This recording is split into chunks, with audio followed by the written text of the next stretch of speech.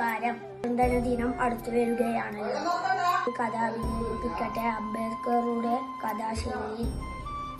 India ഒരു സ്ഥാനത്ത് ചെറുപ്പക്കാരനായിരുന്നു. ഉപയോഗിക്കാൻ താല്പര്യമുള്ളതും പുസ്തകങ്ങളോടും തോരെ അടുക്കിയതുമായിരുന്നു. എക്സ്പ്രഷൻ സ്കൂളിനകത്ത് സുന്ദരമായ സ്കൂളിന്റെ അപ്പുറത്തേക്ക് നയിച്ചില്ലേ. പാടത്തിൽ ഇരുന്ന് പടിയിലിരിക്കുകയും ചെയ്യേണ്ടി വരും. ദാഹിച്ച കുട്ടികൾക്ക് വെള്ളം കുടിക്കാൻ അവസരം എത്തിയപ്പോൾ നിന്ന് വെള്ളം എടുക്കാൻ ഭീമിനെ അറിയിച്ചു. ഇനി ഇങ്ങനെ പിടിച്ച് കുടിക്കാനാവില്ല, ഒരാൾ ഒഴിച്ചു തരണം. ആരും തീണ്ടാൻ തയ്യാറായില്ല.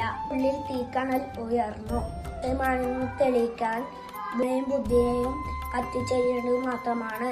നിങ്ങൾക്ക് ശേഷം വിദ്യാഭ്യാസം നേടിയ അതേ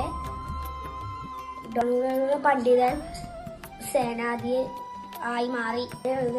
ഘടകങ്ങൾ എല്ലാവർക്കും